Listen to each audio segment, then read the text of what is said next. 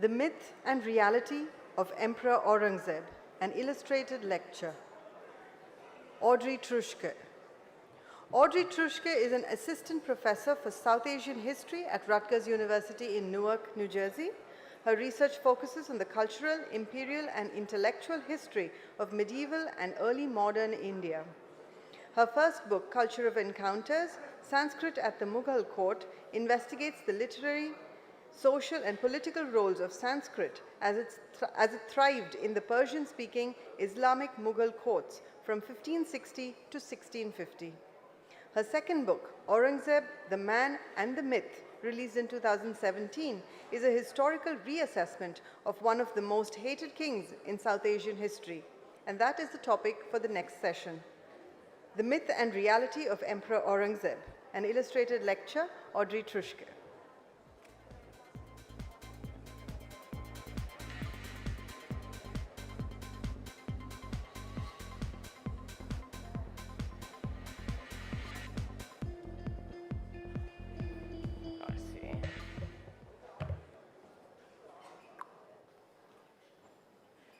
Thank you to everyone for coming.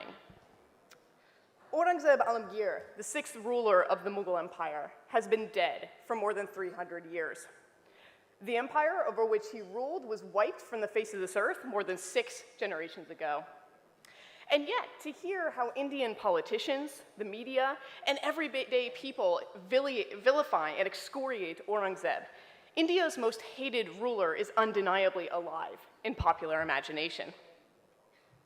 In 2015, as many will know, Aurangzeb's name was stripped from a major road in Delhi, thus making way for APJ Abdul Kalam Road, named after India's 11th president, and as many saw it, a more acceptable Indian Muslim than Aurangzeb. Aurangzeb's reputation seems to have actually worsened since this event. Aurangzeb's name has become tantamount to the gravest of insults, as accusations of Aurangzeb Raj and being more cruel than Aurangzeb are lobbed back and forth between political parties on India's left and on India's right. Indian politicians, especially those affiliated with the BJP, also use Aurangzeb and his alleged atrocities as a dog whistle to signal their acceptance of hating present-day Indian Muslims. In the world of education as well, Aurangzeb has had a pretty hard go of things as of late. Along with other Mughals, he's been caricatured in school textbooks in parts of India rather crudely. In some cases, he's simply been erased altogether. These days, even thinking about Aurangzeb is a suspicious activity. Consider that as you sit here. Over the centuries and across the world, Aurangzeb has had a complex set of lives. Now, some of those lives are a bit less relevant for thinking about Aurangzeb in India. To give just one example, in a 1675 play, the English then poet laureate John Dryden imagined this Mughal emperor as a sort of tragic hero. In 21st century America, by contrast, nobody knows who Aurangzeb is. This led to me retitling my Aurangzeb book in its Western edition with the explanatory subtitle, The Life and Legacy of India's Most Controversial King. What I want to talk to you about today, however, are Aurangzeb's lives here in India, in the land of his birth, and as he saw it, his empire. Now, we cannot just go back to the beginning, as it were, with Aurangzeb's birth in 1618, because the only way for us in 2019 to access the past is to go through our present. There is simply no other way. Let me start then with how we got to where we are today, with a mythical Aurangzeb, envisioned as a sort of proto-ISIS, anti-Hindu genocidal maniac, the Osama bin Laden of his day. Note the title change in this play on the cover of my Aurangzeb book. This cartoon villain, Aurangzeb, really dates to the British colonial period. Now, this audience surely needs no rehearsal of basic colonial history, but let me point out to you something that is probably quite obvious. The British had a tough sell job. How do you even begin to attempt justifying the colonial enterprise, which was brutal, exploitative, and at its core, racist? One way that the British tried to argue that colonialism was necessary was to say that they were at least better than the rulers who came before them, of which they held up Aurangzeb as the chief exemplar. The British emphasized the alleged bigotry and alleged anti-Hindu activities of Aurangzeb and other Indo-Muslim rulers in order to present themselves as even-handed rulers by comparison. Crucially, the British advanced this propaganda through scholarship. For instance, in the 1860s and 1870s, Henry Elliot and John Dowson produced the 8-volume History of India as told by its own historians. Many have mistaken this series as objective, and that's because it contains translations of primary source text, right? What could be more objective than going back to the source? Now, in reality, Elliot and Dowson selected excerpts and then translated them in certain ways, specifically with the goal of showing Indo-Muslim rulers to be vicious despots. They did not hide that agenda. They openly admitted it. In the preface to Volume 1 of the History of India, Elliot openly extols, quote, the supremacy of the British colonial government over lazy, debauched Mohammedan kings. Elliot and Dowson's History of India is still cited with alarming trust by many today, and it should not be. Relying on colonial propaganda helps to explain why outdated and blatantly bad historical ideas about Aurangzeb and other Indo-Muslim rulers live on with the veneer of a scholarly basis. India's founding fathers often repeated the ideas of their former colonial masters regarding Aurangzeb. For instance, in multiple books, Nehru rebuked Aurangzeb as a bigot and an austere Puritan. Note the use of this word, Puritan, a very Protestant-centric word. Nehru excoriated the sixth Mughal king as a dangerous throwback who put back the clock, as he put it, and ended up destroying the Mughal Empire. Perhaps Nehru's most damning blow, and one often repeated today, is that it was to pronounce Aurangzeb too Muslim to be an Indian king. Quote, when Aurangzeb began to function more as a Muslim than as an Indian ruler, the Mughal Empire began to break up.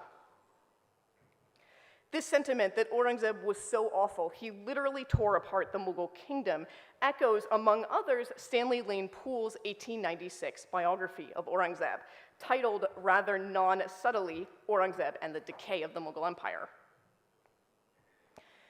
This unrelenting myth of Aurangzeb as an Islamist destructive tyrant has long permeated many layers of Indian society. But one is worth naming and discussing explicitly because it shapes our present so powerfully, and that is Hindu nationalism. Hindu nationalism, or Hindutva, posits that India is and ought to be a Hindu nation, first and foremost. The prioritizing of Hindu culture and individuals is a blatantly and an openly prejudiced stance with unfavorable consequences for non-Hindu Indians, especially Muslims. It is really quite unsurprising that the longer we have BJP leadership in India, the longer grows the list of assaults and murders of Muslims by those seeking to bring into being the Hindu Rashtra. Well, the human cost of Hindu nationalism plays out in the present day. Some of the debate concerning this ideology centers around the past, and this is where I come in. The crux of the matter is this. Hindu nationalists make a claim about the past, namely that Indian civilization is and has always been Hindu. That claim is absurd. And Indo-Muslim history, by its very existence, and certainly in many of its details, indicates the absolute lunacy of Hindutva. In this sense, even a fictional tale, such as the film Padmavat, is threatening because it reminds us that stories involving Muslims permeate both the Indian past and imaginations thereof. If fictional tales scare Hindutvavadis, well then just imagine how much more dangerous they view real history, conducted by trained historians with sources, facts, and arguments to back up our findings. This tension between political versus historically based claims about the past pits many Hindu nationalists against historians who have come under vicious attack in the last few decades. I walked right into this minefield when I published a historical biography of Aurangzeb Alamgir that seeks to explain this complicated king and his actions in causal historical terms.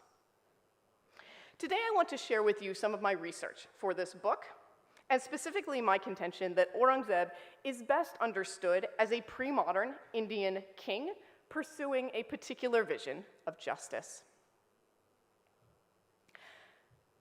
Aurangzeb came to power on the heels of a bloody war of succession when he was about 40 years old. He had 3 full brothers, 2 of which he killed during the succession struggle, and a third that he drove to Burma. He would have killed the 3rd brother if he could have gotten his hands on him. This was all very normal.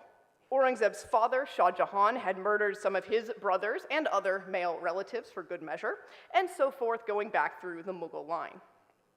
The idea was that the most capable prince would rise to become king. And indeed, Munis Farooqi, a historian at Berkeley, has written about how princely succession struggles actually enlivened the Mughal state. Now, Aurangzeb crowned himself in 1658, and again with a more elaborate ceremony in 1659. Having killed or exiled all of his brothers and overthrown his father, he had to crown himself. He quickly began to rule as an Indian king, as a Mughal king, and above all, in his own eyes, as a just king. Now, justice strikes many as a very odd concept to discuss regarding India's most hated ruler. But Aurangzeb was obsessed with justice. It comes out in his own writings, in histories of the period, and in his actions as emperor.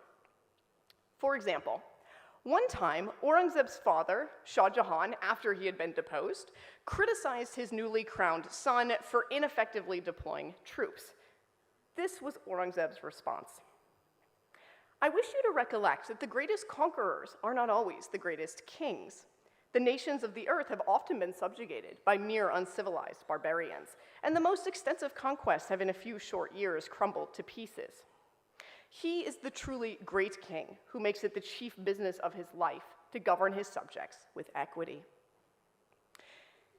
Here, Aurangzeb says that being a fair, ethical ruler ranked above controlling territory, a rather surprising hierarchy to find embraced by the head of an expansionist dynasty.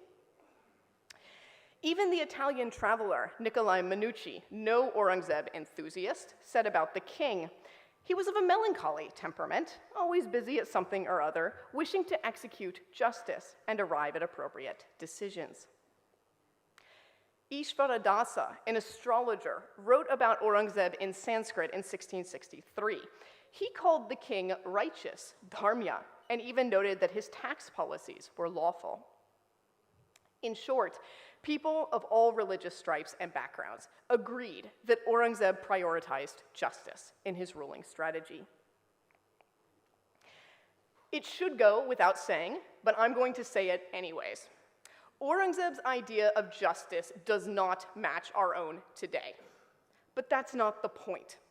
I see no value in adjudicating whether Aurangzeb was a just king by 2019 standards. I don't even know what that would mean, given that India is a democracy, right? There are no more Indian kings. Rather, I want to understand what Aurangzeb envisioned as justice, and how that informed his decisions as the head of one of the largest, most populous, and richest empires of the 17th century world. In order to illustrate the nature and the limits of Aurangzeb's commitment to justice, let me give you a few examples. These examples also happen to touch upon some of the more controversial aspects of his reign, starting with his twinned policy of temple protection and temple destruction. Now, Hindu and Jain temples dotted the landscape of the Mughal kingdom.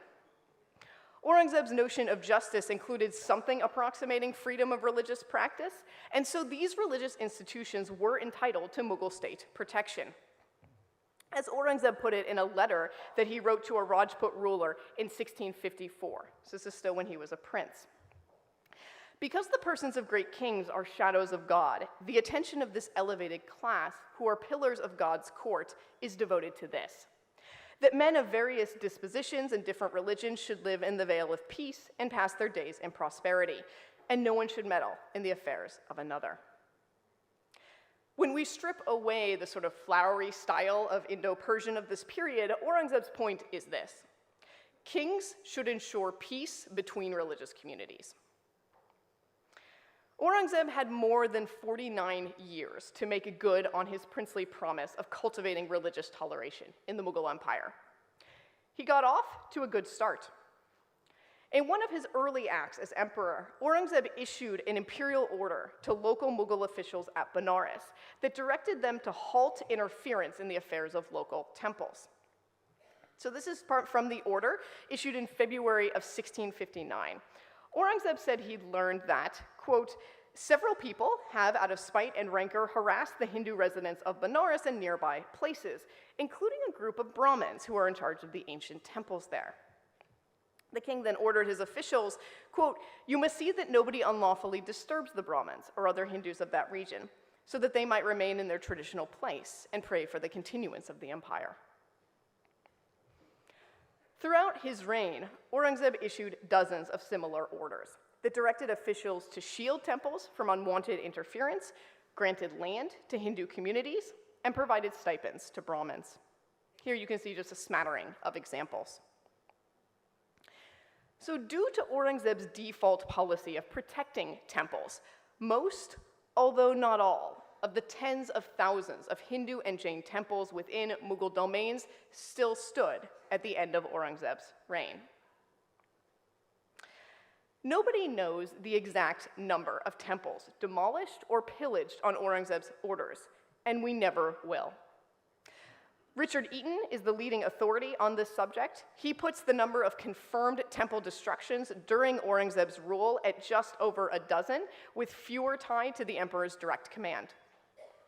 I raised that number to about 15, and I do that by adding in a couple of orders that Eaton either missed or discounted, specifically against the Somanath Temple and Ahmedabad's Chintaman Temple.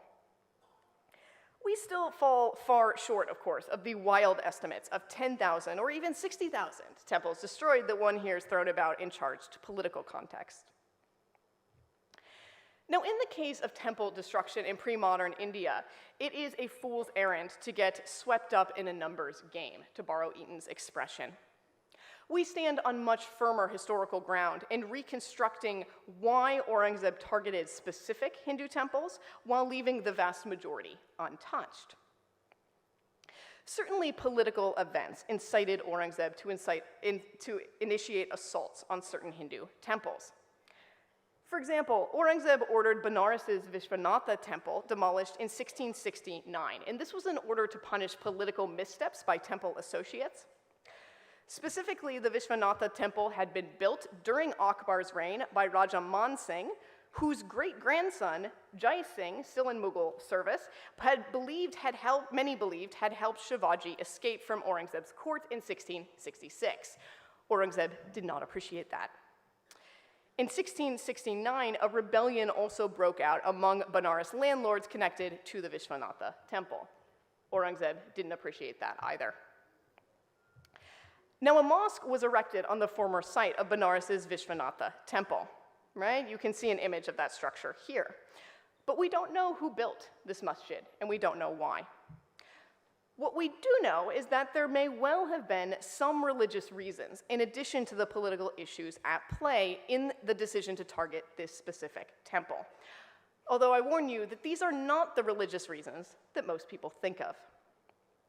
So in 1669, according to one of the historians of this period, Aurangzeb learned that in Tata, Multan, and especially at Benares, deviant Brahmins were teaching false books at their established schools. Curious seekers, Hindu and Muslim alike, traveled great distances to gain depraved knowledge from them. Generations of Mughal kings had attempted to curb certain religious behaviors, especially those of errant Brahmins, who, in Mughal eyes, took advantage of the less sophisticated. So, for example, Akbar took to task Brahmins for misrepresenting Hindu texts to the lower castes. Akbar hoped that translating Sanskrit texts into Persian would prompt these arrogant leaders, his opinion, to reform their ways. Aurangzeb similarly evinces concern with elite Brahmins deceiving common Hindus about their own religion. Aurangzeb was perhaps especially alarmed that Muslims were also falling prey to people he perceived as charlatans. Brahmins may even have financially profited from these sorts of ventures. The French traveler Jean de Thévenoud expressed the opinion that Benares Brahmins, quote, find their profit in lavish festivals that drew large crowds. Now, Aurangzeb didn't stop there. He paternalistically intervened in other areas of his subjects' religious lives as well. He curbed overly zealous public celebrations of both Hindu and Muslim religious festivals, including Holi and Eid. He attempted to ban alcohol, prostitution, and opium. He was wildly unsuccessful in all of those endeavors. The key point here for me is that Aurangzeb thought that guiding his subjects in proper religious practice within the structures of either Hinduism or Islam, that this was a component of being a just king. Overall, however, Aurangzeb did not seem to identify religious difference as particularly important in the exercise of justice or for service to the Mughal state. For instance, in the 1680s, he is said to have rejected as bigotry a suggestion made by a Sunni that Shias be excluded from Mughal state service. Aurangzeb said absolutely not. Aurangzeb also increased Hindu participation in the Mughal nobility by about 50% in comparison to Shah Jahan, Jahangir, and even Akbar. Aurangzeb's commitment to justice, however, had its limits, and those limits tell us a great deal about this king. An early example concerned his father, Shah Jahan. Shah Jahan fell ill in 1657. That event sparked the War of Succession then among his 4 adult sons, who all believed that their father was at death's door. Shah Jahan recovered, however, instead of dying, and that was highly inconvenient. Once Aurangzeb emerged victorious, and that took nearly 2 years, after the dust of conflict settled, our new emperor had a problem, a big problem. Unseating a ruling king, his father, went against Sharia, as everyone understood Islamic law at the time. Now, that didn't stop Aurangzeb. He ruled for over 7 years while he kept his father locked away in the Agra fort. During that period, officials in Mecca refused to accept Aurangzeb's gifts. Contemporary rulers, such as the Safavid king, sharply criticized the treatment of Shah Jahan. Shah Jahan's chief Ghazi, the religious guide of the Mughal Empire, just flat out refused to sanction Aurangzeb's ascension. Aurangzeb had to fire him and appoint a more amenable man to the job. Even decades later, Aurangzeb faced criticism for overthrowing his father. For instance, a Rajput text, the Raj Vilas, written around 1680, called Aurangzeb as arrogant as Ravana for having sat on his sick father's throne. Aurangzeb sometimes lied about having imprisoned his father. He would tell people that Shah Jahan just stepped down as opposed to being overthrown. That's not true. But Aurangzeb never even attempted to justify the overthrow, and that's because he could not. This was a case where the thirst for raw power conflicted with Aurangzeb's ideals of both justice and Islam. He chose power. Another example of the limits of Aurangzeb's justice is the siege of Bijapur. In 1685, Aurangzeb besieged Bijapur. This was an independent Muslim-led kingdom in southern India. Well, maybe from my perspective right now, it's more central to southern India. The assault was part of the southward expansion efforts that occupied the last few decades of Aurangzeb's life. This siege was brutal, to understate the case. The Mughal army trapped around 30,000 Bijapuri soldiers within the city walls and then starved them of food, water, and medicine for more than a year. At one point during this deprivation, a delegation of Bijapuri theologians approached Aurangzeb, and they asked him to halt the deadly siege on the grounds that warring against fellow Muslims was unjust. According to their shared set of values, the theologians were right. The siege clearly went against Sharia, but their pleas fell on deaf ears. The siege ended only when Adil Shah surrendered unconditionally and turned over his kingdom to the Mughal emperor. After entering Bijapur's fort, Aurangzeb ordered some of his men to destroy some of the palace wall paintings. Was this iconoclasm an attempt to show adherence to a hardline interpretation of Sharia, which Aurangzeb had so blatantly disregarded during the siege itself? Probably. But I wonder if anybody on the ground was actually fooled. Rather, most people probably understood all too clearly the logic behind Aurangzeb's actions. When his ideals conflicted with a thirst for earthly power, Aurangzeb invariably chose power. As Bhim Sen, a Kayist who served Aurangzeb on and off in the Deccan Wars, put the king's insatiable thirst for land. I have found the men of the world very greedy, so much so that an emperor like Aurangzeb Alamgir, who wants for nothing, has been seized with such a longing and a passion for taking forts that he personally runs about panting for some heaps of stone. Aurangzeb pushed his empire as far south as Tamil Nadu, but his conquests this far south were pretty short-lived, and they evaporated relatively quickly after his death.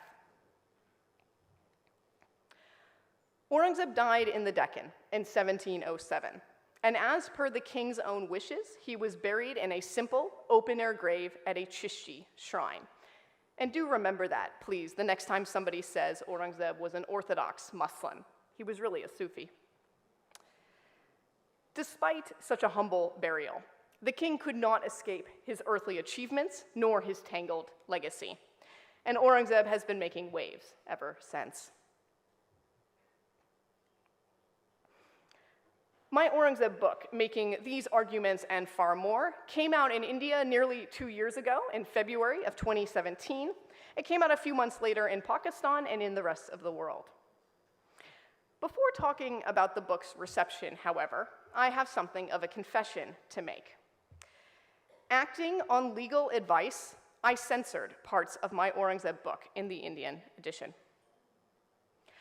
The fact that I even had legal advice should give everyone in this room serious pause. It is now a relatively common practice among Indian publishers to subject potentially controversial books to a legal read. Penguin, for instance, told me that they do this with all of their nonfiction books published now in India. A legal read, if you don't know, by the way, is where an attorney sits down, they read the book's manuscript, and they mark passages that could be used in good or bad faith in a lawsuit against either author or publisher. My legal read also identified sections with the potential to incite hateful rhetoric or even a ban. In case anyone is unaware, India does ban books, and it has done so since the colonial era. India also has laws that restrict free speech. Now, this is not the first time that I have discussed India's limitations on freedom of expression and the resulting legally advised self-censorship of Aurangzeb. I wrote an article on this subject for the British magazine History Today, and I've discussed it on Twitter and at public talks on several occasions. To get down to brass tacks, the largest alterations I made were to a chapter on Shivaji. I actually removed some information there. If you are interested, the full Shivaji chapter is available in both the North American and the Pakistani editions of Aurangzeb, and I've also put it on my website. I also had to remove a map of the Mughal Empire from the Indian edition, this map, because we did not have the required approval to publish it from the Indian government. When you fear history, you seek to control it. Now, censorship raises all sorts of thorny ethical issues. I am no ethicist, but I remain deeply uncomfortable with having consented to a censored version of Aurangzeb, which is probably why I talk and write about the censorship at every opportunity. In terms of a broader perception of history in India, censorship means that the public is not receiving the full story. It is not the same thing to put something on a website or on Twitter as it is to put it in print. Many in this room do not have access to my full scholarship, and that is because your government paternalistically prioritizes myths and emotions about the past over historical analysis. Even a lightly censored Aurangzeb, however, proved a bit too much for many. My Aurangzeb book has upset a whole lot of people. Here you can see some of the negative viewpoints. I want to underscore these are not from Twitter or anything. These are from actual published reviews of the book, accusing me of whitewashing Aurangzeb, atrocity denial, that is a very serious accusation, and even white-splaining Aurangzeb. One reviewer felt it necessary to remind his readers that we shouldn't ban books like Aurangzeb, but rather simply not purchase them, right? Authors get very uncomfortable when you start talking about banning books. The attacks on Aurangzeb and on me as its author become significantly less civilized when we turn to social media. Now, I'm not going to share many specific examples of the filth directed my way, and I'm not going to share by far the worst of it. This is especially on Twitter, and I'm not going to share it because this stuff is basically instantly tiring to look at. Suffice to say that I am subjected to a pretty consistent barrage of sexism, misogyny, and bigotry that is both racially and religiously charged. Much of this hate comes from here, from India, but a fair amount of it comes from Indian Americans, especially in New Jersey, where the Hindu right is rather strong and where I live and teach. So this is homegrown a bit for me. Most of the hate comes from Hindu nationalists, but I also get hate from just anti-Muslim groups more broadly across the spectrum, including Jihad Watch, a group well known in America for harassing professors. Now, when life gives you lemons, you work with it, you do what you can. And one very thin silver lining is that I've helped Amnesty International fight back against online harassment of women in India precisely by documenting my experiences for them. I am happy to be part of fighting back against this, but I am not happy to have personal experiences so relevant to this campaign. When I talk about trolling, I am sometimes met with a claim that's meant to be reassuring but is actually rather dismissive, namely, it's all just online. It's all words, right? Wrong. There have been violent attacks on scholars and scholarly institutions in India in living memory, far more if we broaden from academics to include journalists as well. People often worry about my safety in India and even in the United States. In both locations, I have been known to have armed guards present when I present on certain topics and in certain venues. Let me underscore how incredible that is, that an academic speaking on literally ancient history requires armed protection. Sometimes I am denied the ability to speak altogether. Just last August, I was disinvited to speak in Hyderabad when the Bajrang Dal, a group somewhere between militants and common thugs, protested to the Hyderabad police.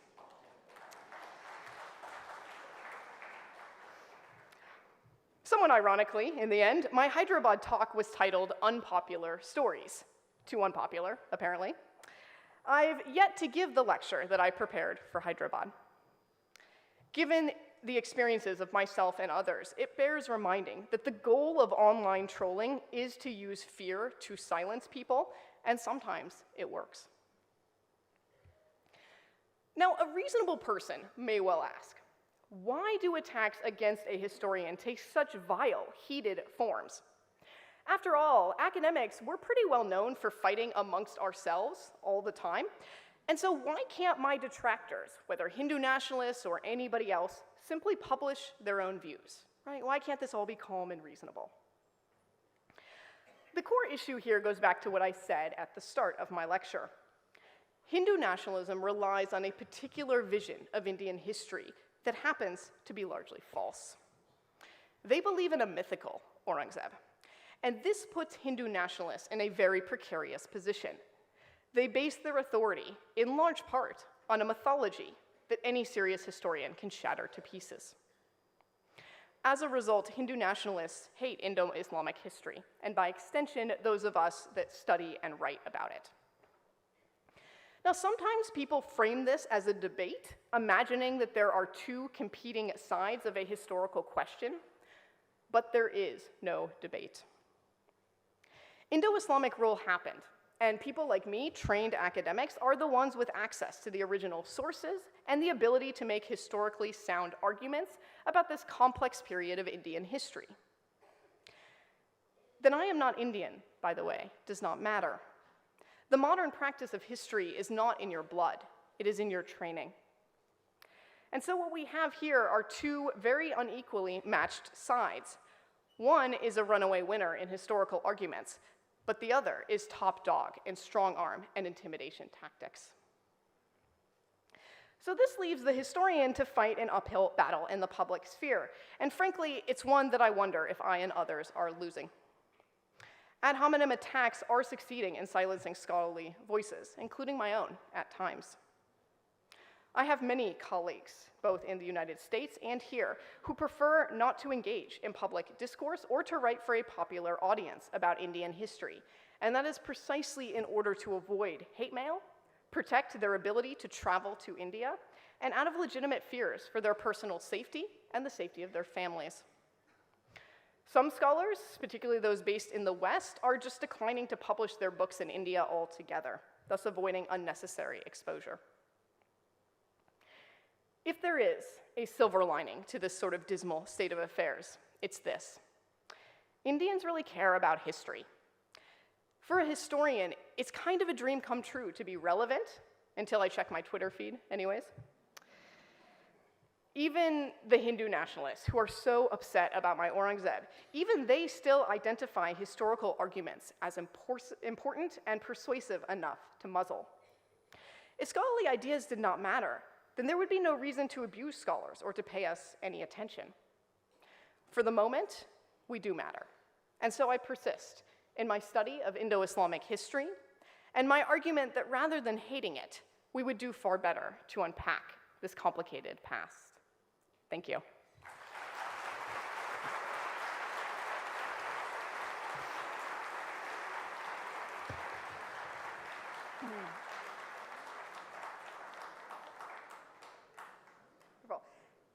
And it would now be my pleasure to take questions. I do ask that you keep your questions relatively short and that there be a question. I'll take a couple at a time and then answer them all together, if we can. I cannot really see, so I'm going to just rely on those with mics to sort of go with it, all right? I came expecting that there'd be a lot more on Aurangzeb. There wasn't. My question is, he comes across like any other Indian ruler. All of them chose power over religion, including Krishnadeva of the Vijayanagara Empire. Would you like to comment on that? All right, let me take another question. Another couple first. Yeah, I would like to say that actually, I mean, it's interesting that you people from the United States, when you have so much muck behind your back, from the wiping out of the entire race of Native Americans, and you Europeans having wiped out almost more than half of world's population across from Australia, in Africa to America, now just like, putting your neck deep into other people's history, and also not being scientific about it, actually. For example, you said you estimated 15 temples or a dozen or something like that. Have you done a scientific survey, archaeological survey of every site possible which has already been dug out or not? And this is, can a descendant of a genocidal people sit as a judge? Is that moral or fact? Yes, that nation stands on the dead bodies of Native Americans. What right does she have to come here and poke her nose into our history? No, what? Be fair, be fair, be fair, be fair. Is this justice? Is this morality? Is this ethics? In today's density population count, it is 21 billion people that's been wiped out of the earth by your country. All right, let me take a third question, please. Yeah, may Only I? one question. What is your Yeah, summation sorry. about Aurangzeb? Final summation. What is our final summation about King Aurangzeb? Final summation. All right, okay, so in order, was Aurangzeb like any other Indian king in that he prioritized power over religion?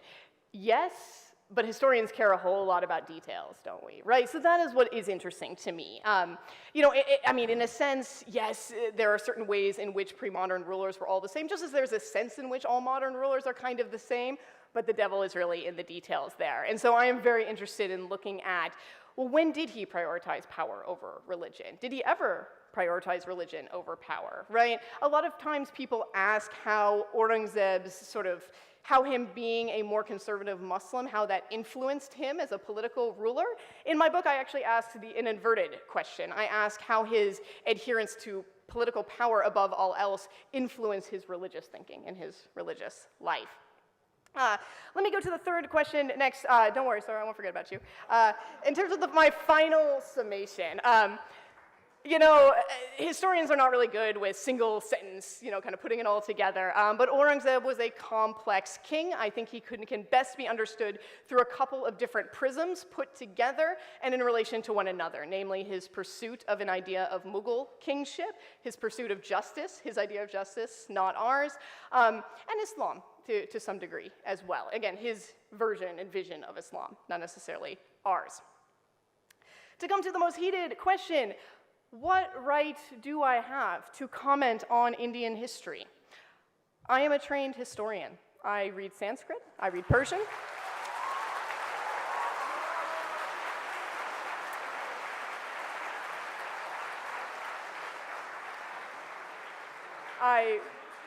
Sir, just because a woman is talking does not mean you can shout over her, okay? All right. Right, I read some Braj Bhasha, I speak a little bit of modern Hindi and Urdu, right? And I have training in historical method, okay? Right, history is not just what happened in the past. You know, many people cannot handle a woman talking and feel the need to scream over her.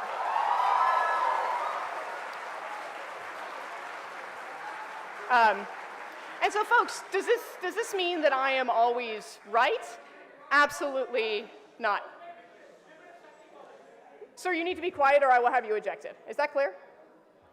And so I may not always be right, and in fact, I certainly hope that my own views on Aurangzeb Alamgir have evolved, say 10 or 20 years from now. A lot of scholars are working on Aurangzeb right now, and I certainly hope that this new work that comes up in the next 5 to 7 years in particular changes some of my own views, right? The goal is not always to be correct. The goal is to move the ball forward and have ever better ways of understanding this guy and his impact on India's development. Let me take another set of questions here. Good evening. Good evening, Audrey. No, For starters, who's that? sure.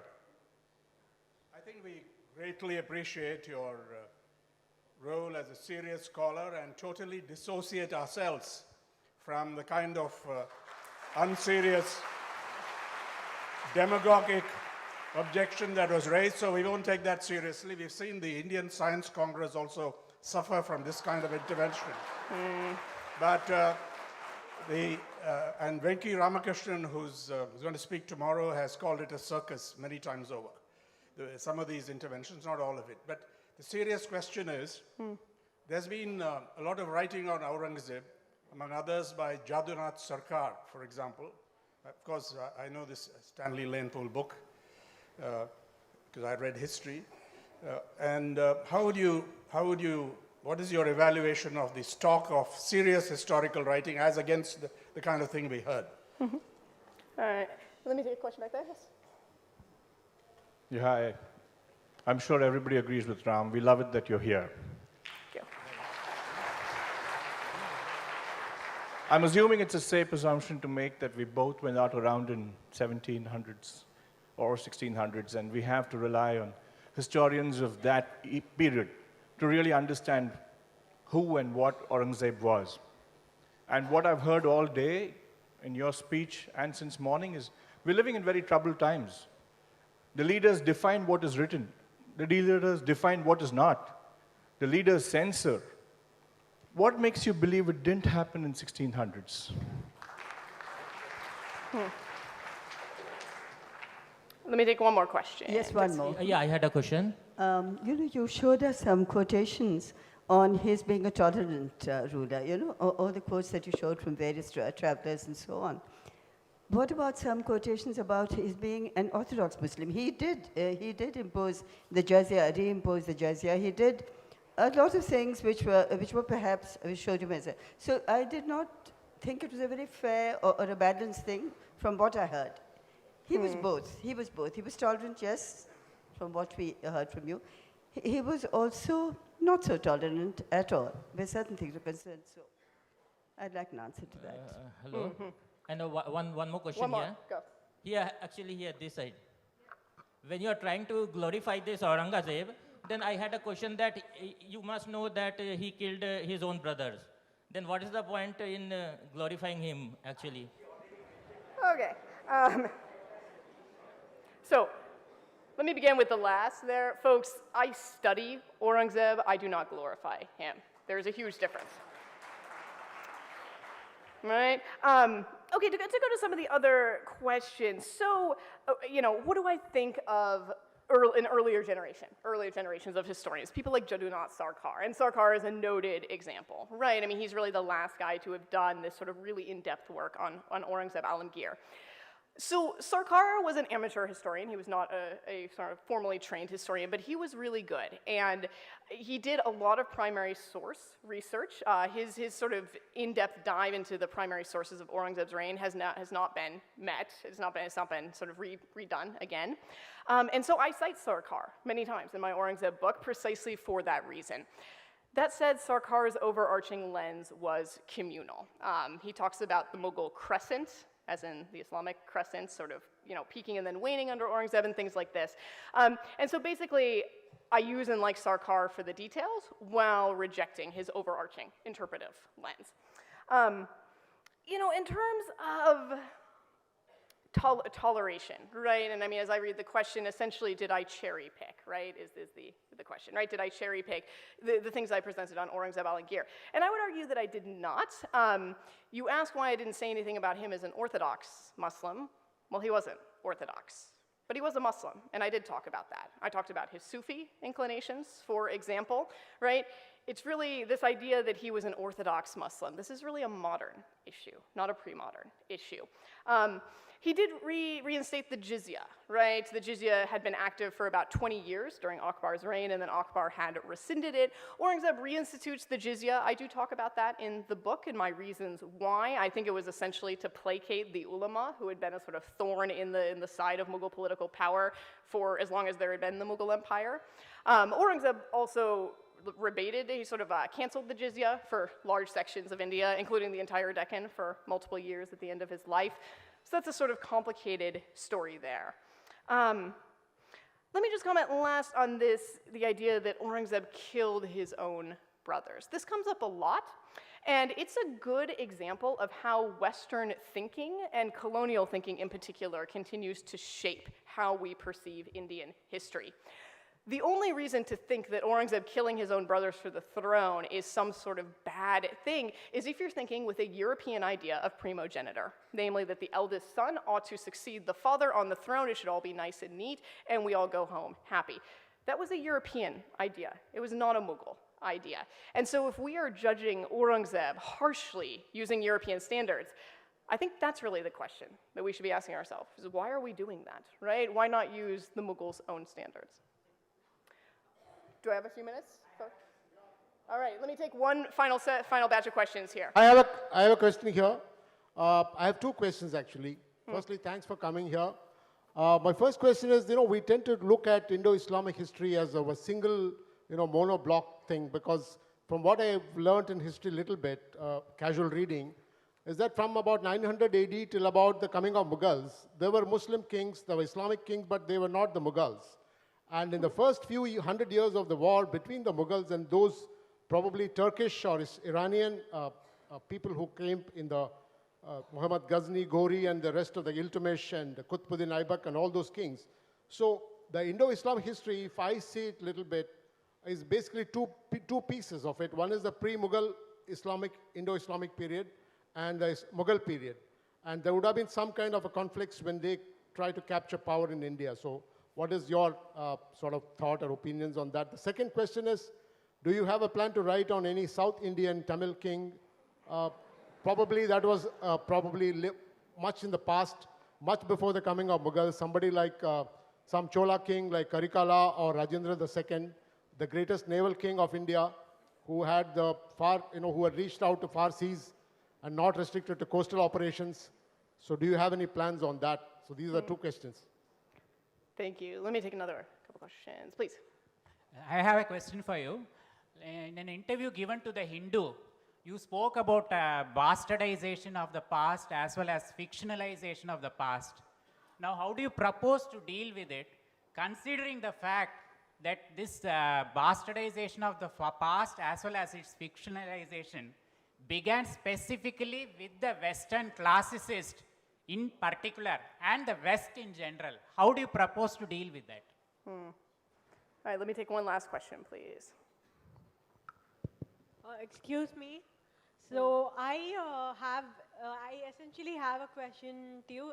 Firstly, thanks for coming in response to someone who yelled at you. And why did you choose Aurangzeb in the first place? I mean, he's a really intriguing ruler as far as I know, and I've seen all shades of him except for the one you've revealed today. What inspired you to take his topic in the first place? Thank you for that batch of questions. So let me begin with the last one, because that's the easiest. Why did I choose to write on Aurangzeb? It was a subject on which I knew a lot, and so I was well qualified to write about, and Aurangzeb was also a subject in need of major historical attention and reassessment. So that was sort of the reasons there. To go back, so Indo-Muslim rulers beyond the Mughals. Yeah, there were a whole lot of Muslim rulers of India, north, central, and south beyond the Mughals. They did often fight one another. You wouldn't know that to hear Hindu nationalists talk about, big bad Mughals coming in and killing people, that a lot of the people they killed were other Muslims, but that's the way it was. Am I ever going to write on South India? The Cholas are relatively unlikely, but I am working on a new book now that looks at Sanskrit histories of Indo-Islamic rule, and I do start in the 1190s with that, so going back far before the Mughals. One chapter of the book will look at the 1371 Vijayanagara overthrow of the Sultanate of Madurai, and that was an independent Muslim-led kingdom that existed for about 40 years based in Madurai. So we're going to get a bit of South India in my work there. Last but certainly not least, how do we deal with the fictionalization of the past? So first let me clarify that, in terms of historical fiction, right, I have no issue with that, even films, Jodha Akbar, it's fine as long as we all understand it's a story, not real history. What I'm much more concerned about are things like textbooks being rewritten, like the Battle of Haldi Ghati being changed as to who won in Rajasthan textbooks. This is absolutely absurd. In terms of the practicalities of how to go about changing that, I will leave that to others who are more qualified and more in touch with things on the ground here. But from my perspective, I think a key point that we need to sort of repeat and debate and understand is, what is the point of studying the past?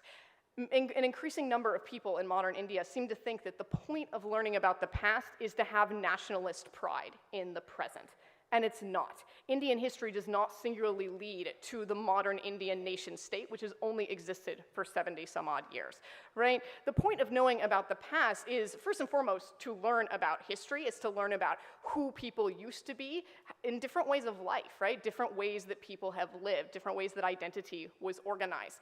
And I think we really need to work on embracing that radical difference and appreciating that as the point of studying history. Thank you.